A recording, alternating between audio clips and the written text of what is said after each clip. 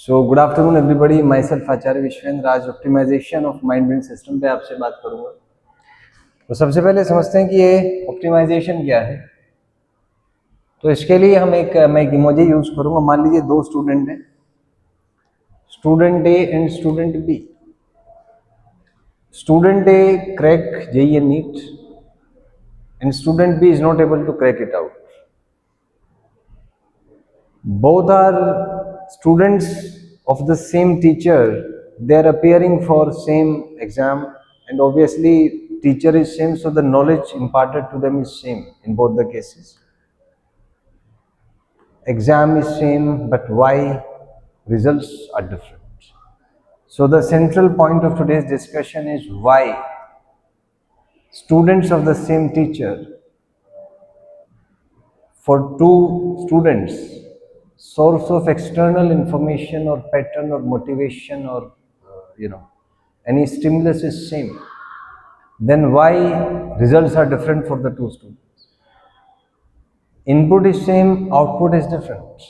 That means there has to be something with the processing of the information used by the students that makes the difference, that why one student is able to crack JEE NEET and another is not able to crack that. So let's see things in proper perspectives. So if we analyze a human body or human brain with respect to the output in a competitive exam or in any exam, so we are basically dealing with three things: the input, the processing and the output. So the discussion of any competitive exam or any cracking any exam, or in fact any work that you do, maybe at the physical level or at the mental level or at the spiritual level, it has only three things: input, processing and the output.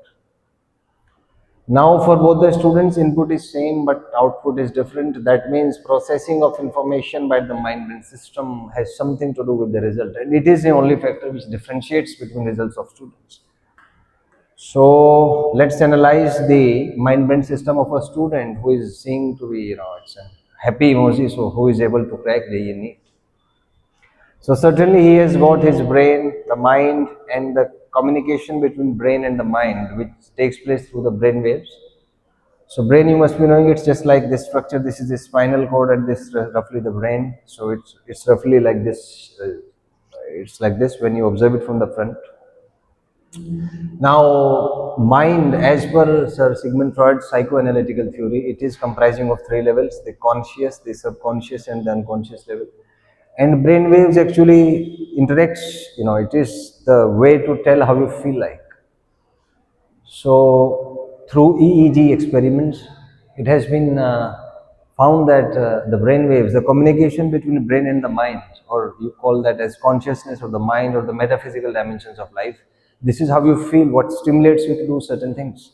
So that feeling or that emotion or that energy that triggers you to do certain things is nothing but the brain waves, which are comprising of, which can be decomposed into five components or the five parts. The spectrum is comprising of five different regions: alpha, beta, gamma, delta and theta.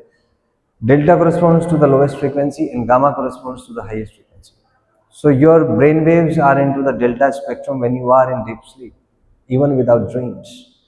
And they resonate with the gamma when you are highly enlightened, which is called the state of nirvana, or when you become thoughtlessness. When you observe things without being deviated by stray thoughts or anything, the traveling between present, past and future stops, and you becomes united with the existence as a whole. You are able to just be at the present, which is a very hard state to achieve, and which is liberation from every painful thought. So everybody is ultimately aspiring to increase his brainwave frequencies. So life is just like a game of 7 steps, in which the ultimate target is to be liberated from everything, from every thought, from every belief, from every relation, from anything. It's absolute freedom in pure silence. That is fundamental objective of life. Otherwise, there will be pain, there will be griefs in this way or that way, in personal level, professional level, spiritual level, in any way. But the ultimate target of consciousness, the something inside you which oozes you to do certain things, is to get liberated from all of the pains and griefs of life, which is also called the nirvana or the moksha, which is the ultimate target of life. So this is the concept of brain waves. we can map the psychological things with the mythological things over here. Because ultimately what we are trying to do is to control something which we can't see it out. Mind is something which you can't see, which you can't reveal to the other person, because it is the metaphysical dimension of life.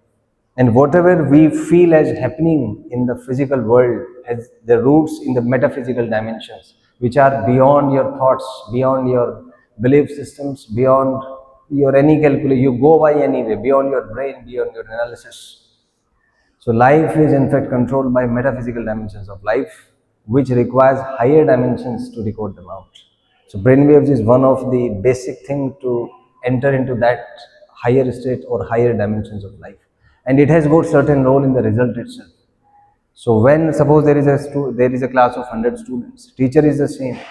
Teacher is transferring information and patterns through writing on the board or oral talking or anything like that, or involving the students in a question answer session.